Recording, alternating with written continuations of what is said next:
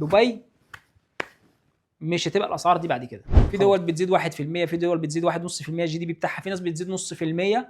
نتكلم على دبي 4.5%. السلام عليكم، انا محمد مصطفى، مستشار عقاري في دبي. ده الجزء الثاني من حلقه اين استثمر في دبي. هنبدا دلوقتي الجزء الثاني نوضح لك باقي المناطق اللي انت هتقدر تستثمر فيها في دبي. عشان اختصر لك الموضوع بالكامل، دبي يعتبر فيها 4 اقسام: مناطق فيها ديفلوبمنت على الشورت واللونج تيرم زي دبي لاند ودبي الجنوب، ومناطق اوريدي اكزيستد او اوريدي موجوده بس ليها نمو هيحصل، زي مناطق هنتكلم عنها النهارده اللي هي المناطق القريبه من الداون تاون، زي مثلا كوميونتي دبي كريك هاربر، او مثلا زي منطقه الميدان هنحكي عليهم دلوقتي.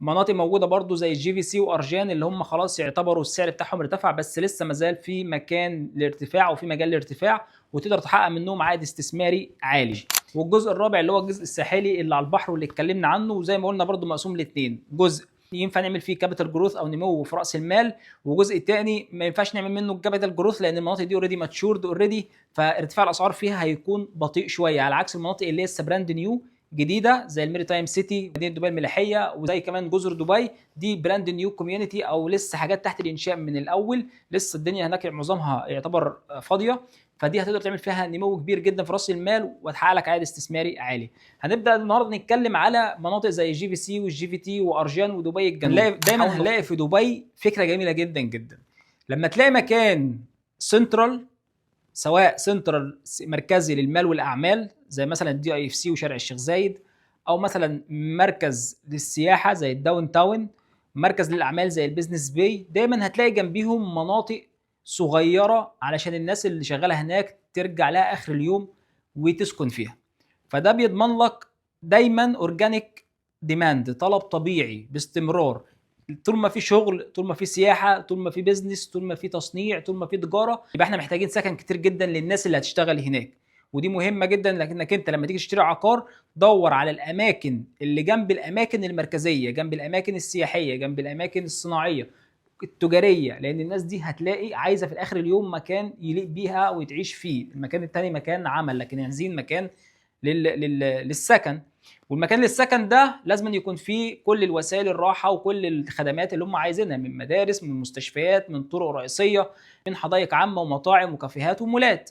فدي بندور عليها، فلما نلاقي مناطق زي كده لازم نتجه عليها. فانا بيكون عندي منطقتين او عندي جزئين زي ما قلنا: جزء ينفع ان انا اتجه عليه دلوقتي زي الجي في سي، عندنا هنا اهو في قلب هنا دي قريه جميره الدائريه الجي في سي، عندنا هنا منطقه جي في تي، منطقه الجي في تي، وعندنا كمان منطقه ارجان. حلو، وارجان فيها جزء كده اسمه دبي ساينس بارك. دول الثلاث مناطق. دبي ساينس بارك يعتبر لسه فيها فرصه للنمو هي وارجان. الجي في سي هيجي عليها نمو الفتره اللي جايه بس هتطول شويه نظرا لان فيها معروض كتير، بس ينفع اخشها، ينفع ادخلها وينفع استثمر فيها واضمن فيها اعلى عائد استثماري، وبضمن لوكيشن زي ما انت شايف كده في السنتر تبع دبي، لان في توسعات بتحصل في المنطقه، وبالذات في اسعار دلوقتي مميزه في منطقه الجي في سي تقدر تشتري بيها وتساعدك في نمو راس مال اعلى من مطورين تانيين. فهي فكره انت بتختار انهي برودكت او انهي منتج مع انهي مطور وتستثمر فيه. دايما لكل قاعده شواذ، والجي في سي نفس الكلام. ارجان لسه فيها اراضي كتير ولسه فيها توسعات كتيره، فالاسعار بتاعتها اوريدي دلوقتي اعلى عائد ايجاري في دبي، ولسه العائد الايجاري بتاعها هيزيد اكتر تاني. غير العائد، الاسعار بتاعتها النهارده في ناس تفتكر ان الاسعار النهارده عاليه، لكن الاسعار لسه البوتنشال بتاعها هيعلى اكتر واكتر، لان المنطقه اصلا هي برضو حاجه اليت جدا، عدد قليل من الوحدات، عدد قليل من المباني، لان معظم المباني لو رايز بيلدينج، مش هاي رايز بيلدينج، مش مباني عاليه، فعدد الناس اللي فيها قليله مع كميه المساحات المفتوحه اللي فيها والحدائق، يعني فيها جزء كبير جدا حديقه الفراشات وحديقه الزهور، فدول لوحديهم اوبن اريا ضخم جدا. كل ده بيأثر طبعا. زي ما قلنا هنرجع نعمل فيديوهات عن كل منطقه بالتفصيل، وايه طبيعه السكان وايه طبيعه الاستثمار فيها، بس انا بديك رؤيه عامه عشان لو انت مستعجل او عايز تاخد قرار تبقى على الاقل فهمت المناطق تبع دبي فيها ايه وتقدر تستفاد منها ازاي. الجي في تي اغلى من الجي في سي، يعني الاسعار في الجي في تي اعلى شويه من الجي في سي، بس الجي في تي لها طبيعه خاصه اللي هي 90% منها عباره عن فيلا كوميونتي، و10% منها بس هي الشقق السكنيه، فليها حق. انت بتتكلم على اكسكلوسيفيتي، يعني حاجات محدوده مش حاجات كتير، مفيش عرض كتير من الوحدات، فمهما حصل فيها سبلاي عمر ما يحصل فيها اوفر سبلاي، فبالتالي هتكون ممتازه جدا للاستثمار والناس اللي بتدور على فيو مميز، لانها عندها فيو على الفلل، بعد كده فيو على تلال الامارات، والفيو اللي بعديها على ابراج دبي مارينا والجي بي ار، فحاجه جامده جدا يعني. الجي في سي كذلك الامر، الاطارات بتاعتها كويسه سواء الداخليه والخارجيه، كلها تحفه بالليل. يعني هنزل فيديو دلوقتي جميل جدا جدا الاطلاله بتاعتها. تمام. فدي زي ما قلنا المدن الكبيره بيجي جنبيها مدن صغيره شويه، والاثنين بيأثروا على بعض بالايجاب، لان اللي ما يقدرش يأجر هنا بالاسعار اللي هنا هيضطر ينزل الاسعار اللي هنا. فلما ينزل هنا يبقى هو جايب مثلا من هنا ايجار الغرفه وصوله 140,000، لما يقول له مثلا هنا الايجار او 120,000 ويقول له الايجار هنا ب 90,000 او 100,000، هو يبقى مبسوط جدا وياخد حاجه اوسع ولوكجري اكتر واسلوب حياه حلو. في الثلاث مناطق دول احلى ثلاث مناطق لو انت عايز تدخل بقلب ميت وتستثمر فيهم. ثلاث مناطق دول ارجان تشمل دبي ساينس بارك، الجي في سي، الجي في تي. بس تبقى فاهم ان الجروس بتاعهم او النمو بتاعهم هياخد شويه وقت، لكن هيرجع لطبيعته تاني بحكم ان اللوكيشن قوي جدا. انت جنبيك دقايق على دبي هيلز ستيت، وهنا في دبي هيلز مول، وعندك قريب من البرشا ومول الامارات، وقريب من نخله الجميره، وقريب من دبي مارينا والجي بي ار والجي ال تي، وقريب من البلو ووترز. يعني انت قريب من كل حاجه. لو بصينا يمين الداون تاون، لو بصينا شمال المستقبل هيبقى عندك المطار، مطار ال مكتوم، وهيبقى عندك كده نخله جبل علي. فكل ده انت في منتصف دبي. زي النجاح اللي حصل في الكوميونتي من اعمار اللي هو دبي هيلز ستيت، مع فرق كبير جدا ما بين اعمار والاكسكلوسيفيتي اللي فيه والطلب اللي عليه من حيث العائلات، الا ان المناطق دي تشترك مع اعمار في قصه اللوكيشن، ان اللوكيشن واحد يعتبر هما الاثنين في قلب دبي. الجي في سي بالمناسبه لوحديها فيها 56 حديقه مركزيه كبيره، لازم تخش الجي في سي وتشوفها هتحبها.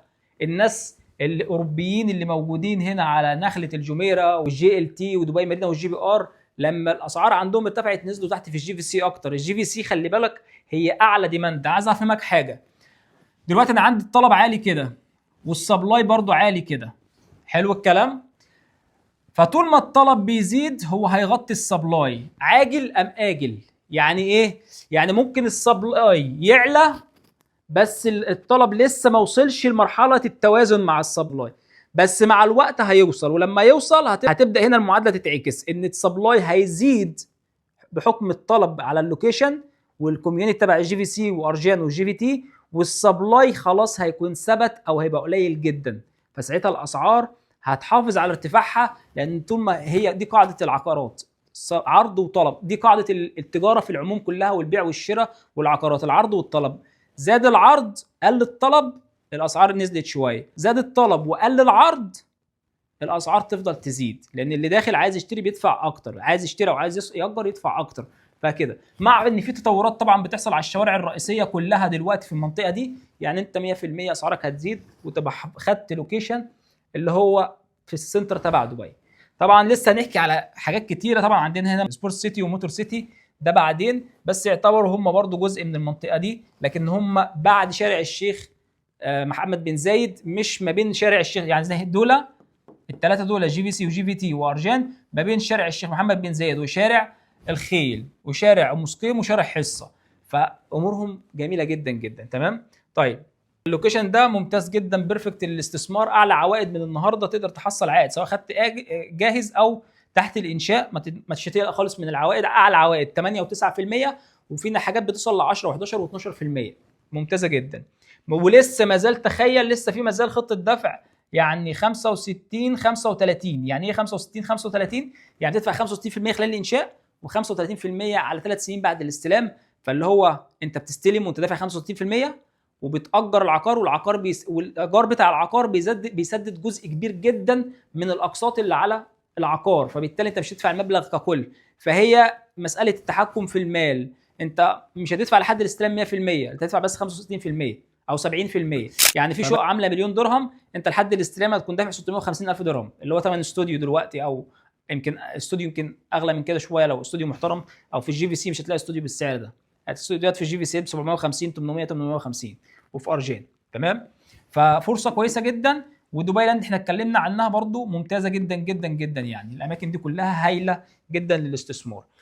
هنتجه شويه ناحيه الجنوب زي ما علمنا هنا، ده مطار المكتوم،